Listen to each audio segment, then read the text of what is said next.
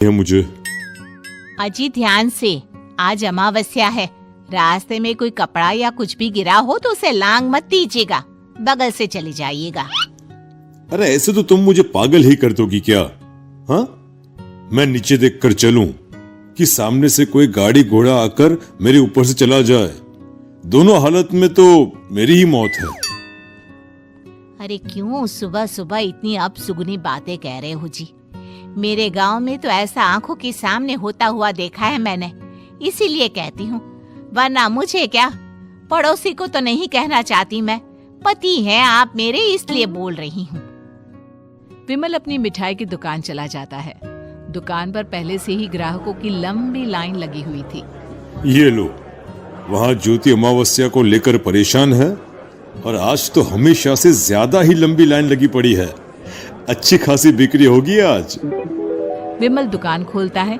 एक के बाद एक ग्राहक उसकी दुकान पर मिठाई ले रहे होते हैं।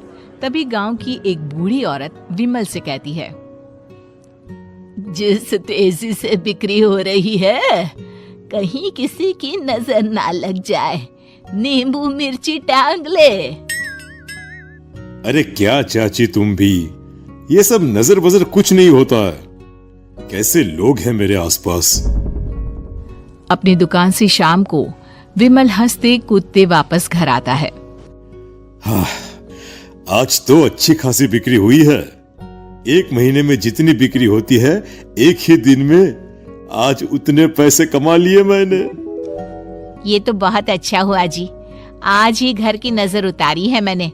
बिक्री तो अच्छी होनी ही थी। अच्छा, तुम खाना लगा दो, सारा माल बिक चुका है। मुझे शहर जाना होगा, कुछ चीजों की जरूरत पड़ेगी। रात भर मिठाई बनाऊंगा, तब जाकर कल सुबह दुकान खोल पाऊंगा। खाना खाकर विमल शहर जाने के लिए निकल पड़ता है। सुनिए जी, ध्यान से जाइएगा। चौरस्ते पर किसी जादू टोने की चीज पर पैर मत रख दीजिएगा। हे भगवान, हद हो गई ज्योति, ये तो मैं जा रहा हूं। विमल गुस्से से शहर जाने निकल पड़ता है। रात का काला घना अंधेरा, चांद की एक भी किरण ना होने के कारण अंधेरे में कुछ भी देख पाना मुश्किल था। जंगल के बीच के एक अधकच्चे रास्ते से विमल जा रहा होता है। चारों तरफ गुफ अंधेरा और सन्नाटा सुनाई दे रहा था, और सुनाई दे रही थी विमल के पैर के नीचे आ रहे सूखे पत्तों की आवाजें। तभी अचानक दूर से उसे कुछ आवाजें सुनाई देती है। अरे, ये इतनी रात को जंगल के रास्ते कौन जा रहा है? शायद कोई टोली होगी। राम नाम सत्य है, राम नाम सत्य है, राम नाम सत्य है, राम नाम सत्य है। धीरे धीरे आवाज कुछ कुछ सुनाई पड़ती है। आवाज धीरे धीरे और नजदीक आती सी लगती है। विमल देखता है कि उसके सामने से सजी धजी सफेद कपड़े में लिपटी एक अर्थी निकल रही है, जिसके साथ 5 लोग ही थे। 4 आदमियों ने उसे कंधा दिया हुआ था। एक मटका लिए आगे आगे बढ़ रहा था। विमल के बिल्कुल सामने आकर अर्थी रुक जाती है। उसमें से एक आदमी विमल से कहता है, अरे भाई, जरा अर्थी को कंधा लगाना, मैं बहुत थक गया हूँ, बड़ी मेहरबानी होगी। हाँ भाई, कंधा तो मैं लगा दूं, पर रात को 12 बजे ये शव यात्रा, इस समय कौन अर्थी ले जाता है? तभी विमल को ऐसा लगता है कि शव में से आवाज आई,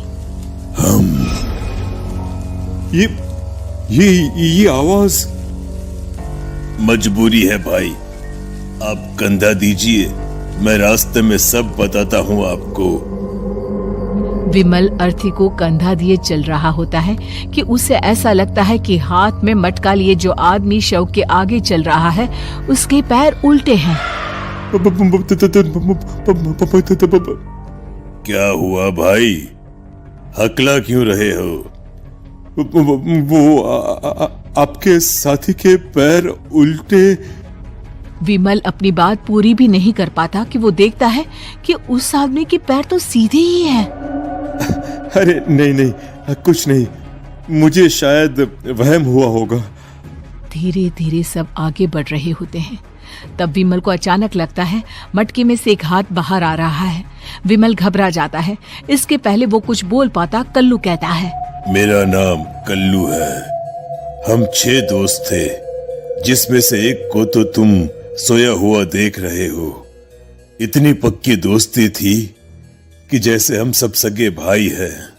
पर किस्मत का कोई क्या कर सकता है। आज से 4 साल पहले एक नदी में हम सब नहाने गए थे, जिसमें डूबकर राजेश की मौत हो गई। किसी मजबूरी के कारण हमें उसकी अर्थी को रात को ही शमशान घाट ले जाना पड़ा। हम 5 उसे ले जा रहे थे। 4 साल पहले आप 5 में मैं कुछ समझा नहीं।